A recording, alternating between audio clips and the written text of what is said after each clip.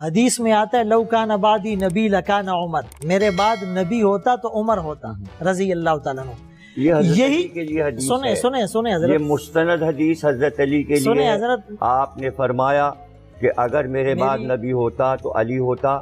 50,000 حوالے میں کل لا کے دکھا سکتا ہوں اہل سنت کے. یہ بات ایسی بات حضرت نہیں، حضرت عمر کے لیے نہیں. میں کمپلیٹ. اچھا، حضرت عمر رضی اللہ تعالیٰ عنہ کے بارے میں جو یہ روایت ہیں تو 50,000 تو خیر نہیں، یہ بھی مبالغہ اور غلو ہے. انشاءاللہ میں اس پر آپ حضرت میری بات سنیں، حضرت میری بات سنیں، حضرت میری بات سنیں.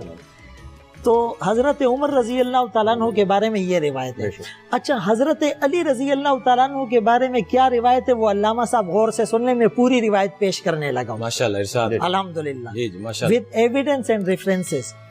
آپ صلی اللہ علیہ وسلم نے فرمایا اے علی تم میرے لیے ایسے ہو جیسے موسیٰ علیہ السلام کے لیے ہارون. پوری حدیث یہ سنیں سنیں.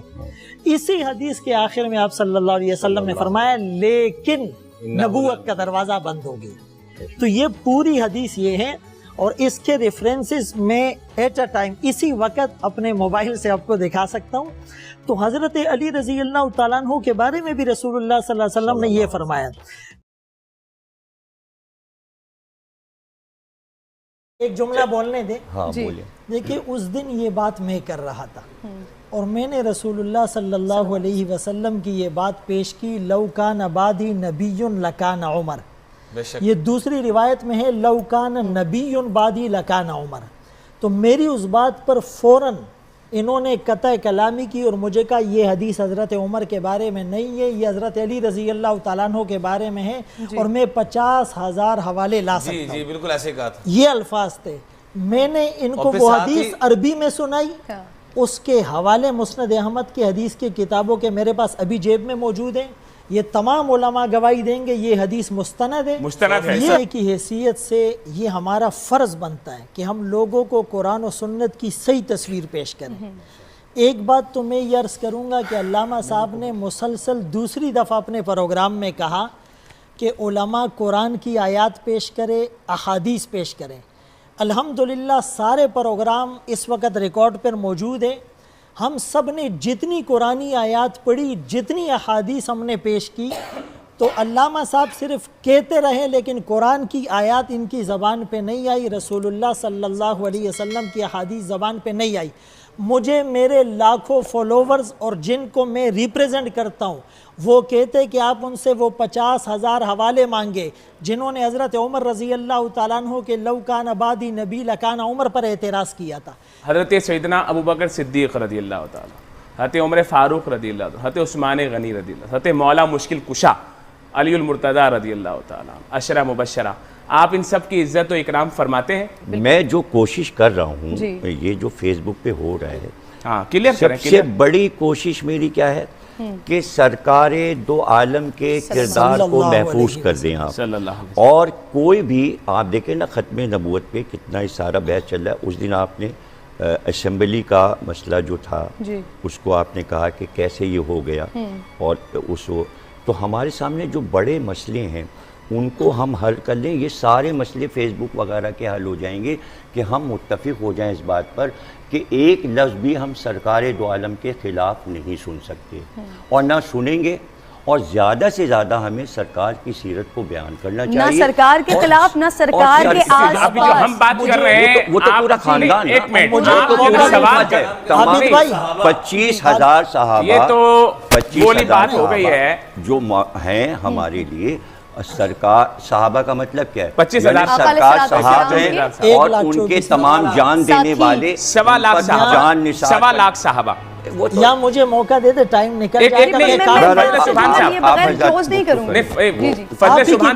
یہ والا جملہ تو آپ کہیں نا کہ ہاں آپ توہین حرام سمجھتے ہیں تمام. ابھی آ رہا ہوں، ابھی پروگرام بھائی آپ ایک جملہ تو بولیں. یہ کیا بات ہو گئی؟ تاثر صحیح جا رہا ہے مطلب علامہ صاحب کی غلط ہو رہا ہے فیس بک پر. نہیں، آپ تو حرام سمجھتے ہیں نا.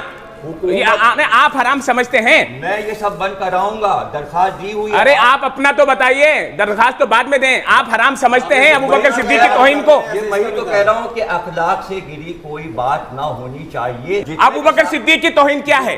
صحابہ، ارے آپ حضرت ابو بکر صدیق کی توہین کیا ہے وہ بتائیے۔ میں نے تو کوئی نہیں کی آپ بتائیے حرام ہے کہ نہیں؟ بھائی، سب حرام ہے۔ حرام ہے نا، یہی تو بول رہا ہوں۔ اما عائشہ صدیقہ کی توہین حرام ہے، اور یہی بات ہاں یہی بول رہا ہوں۔ قابل احترام ہے، ہاں قابل احترام ہے، یہی تو میں آپ کو بول رہا ہوں۔ الحمدللہ اب ٹھیک ہو گئی بات، بھی علامہ صاحب نے یہ بات کی، جزاک اللہ علامہ صاحب۔ تمام بیویاں قابل احترام ہیں، بالکل صحیح ہے، خوبصورت بات۔ اور سارے اصحاب قابل احترام ہیں۔ سارے ازواج قابل احترام ہے، اہل بیت بھی قابل احترام ہیں۔ جی جی، یہی وہ چیز تبرع جو ہمارے ہاں واجب ہے، ہمارے یہاں تبرع واجب ہے۔ ایک ہے گالی بکنا، ایک ہے تبرع۔ تبرع کے معنی گالی بکنا نہیں، تبرع کے معنی ہے ہم نے دوری اختیار کر لی۔ ہم دوری ہے کہ اگر ان کا ذکر ہوگا ہم اٹھ کے چلے جائیں گے۔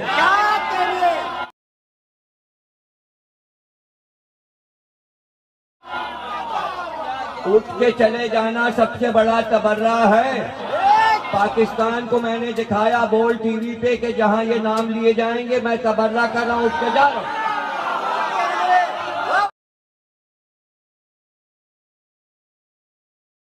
یہ حضرت عمر رضی اللہ تعالیٰ عنہ تو وہ ہیں جن کے بارے میں نبی علیہ السلام نے فرمایا عمر تیرے نام سے شیطان بھاگتا ہے۔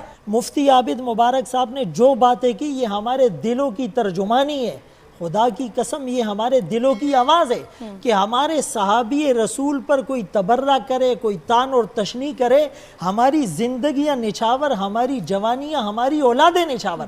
اور آپ کو بہن عورت ہونے کے ناطے میں سلام پیش کرتا ہوں کہ آپ نے اتنی جرأت کا مظاہرہ کیا اور اس سیگمنٹ پر اس اہم ایشو کو اٹھائے۔ خدا کی قسم ہمارے لیے میڈیا، حکومت، فورسز، دنیا کے سارے عہدے ہمارے لیے پاؤں کے نوک پر اور جوتوں کی نوک پر، ہم رسول اللہ اور صحابہ کی تقدیس پر کبھی کمپرومائز نہیں کریں گے۔ جو رسول اللہ صلی اللہ علیہ وسلم کی ختم نبوت کا منکر ہو، جو صدیق اکبر، فاروق اعظم، عثمان غنی، حیدر کرار اور اسی طرح امیر معاویہ رضی اللہ تعالیٰ کسی کی بھی شان میں گستاخی کریں گے وہ خود اپنے آپ کو دائرہ اسلام سے نکال رہے ہیں۔ تو ہم تو یہ میسج دیتے ہیں کہ ہمیں تو آپ موضوع دیں، ہم حیدر کرار پر اتنی آیات پیش کریں گے کہ آپ اس کو گن نہیں سکتے۔ ہم اردو کتابوں کے اور صرف اشعار کے اور فلاسفرز کے نام نہیں لیتے، ہم تو چیلنج کرتے ہیں۔